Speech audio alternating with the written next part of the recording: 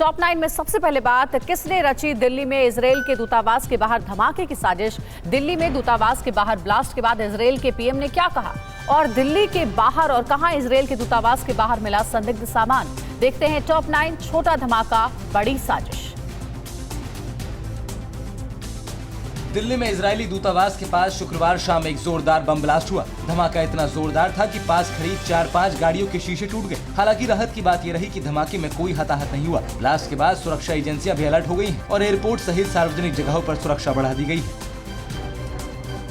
दिल्ली में इजरायली दूतावास के पास धमाके के बाद गृह मंत्री अमित शाह ने एक आपात बैठक बुलाई। बैठक में सुरक्षा और खुफिया एजेंसियों के सभी बड़े अधिकारी मौजूद रहे। गृह मंत्री ने धमाके को लेकर अधिकारियों से पूरी जानकारी ली और सुरक्षा को लेकर अलर्ट रहने के निर्देश दिए। दिल्ली में हुए धमाके की शुरुआती जांच में साफ हो गया है कि ब्लास्ट के पीछे मकसद सिर्फ एक संदेश देना था कि इससे भी बड़ा धमाका हो सकता है। फोरेंसिक टीम को अमोनियम नाइट्रेट के इस्तेमाल के निशान मिले हैं। मौका वारदात से पिंक कलर का अधजला दुपट्टा मिला है। पुलिस इसका कनेक्शन तलाश रही है। इसके अलावा पुलिस को मौके से एक सीसीटीवी कैमरे की फुटेज मिली है जिसमें सन 1970 का टाइम आ रहा है।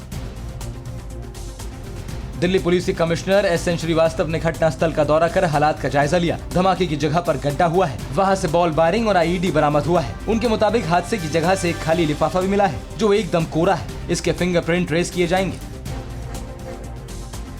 इजरायली एम्बेसी के पास हुए धमाके को लेकर दिल्ली पुलिस की स्पेशल सेल ने यूएपीए, एक्सप्लोजिव एक्ट और आईपीसी की धारा 120B के तहत केस दर्ज किया है। सूत्रों के मुताबिक बम को मिट्टी के नीचे थोड़ा दबा कर रखा गया था और उसके ऊपर एक प्लाईवुड का टुकड़ा रखा हुआ था।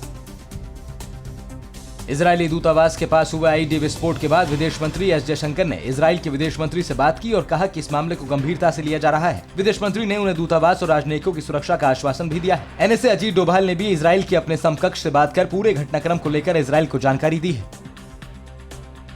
इजरायली दूतावास के पास हुए आईडी ब्लास्ट के बाद भारत में इजरायल के राजदूत रॉन मल्का ने इसे आतंकी हमला करार दिया है। उन्होंने कहा कि भारत इजरायल के बीच कूटनीतिक संबंधों की शुरुआत की 29वीं एनिवर्सरी के मौके पर हुए धमाके को इजरायल आतंकी घटना की तरह देखता है।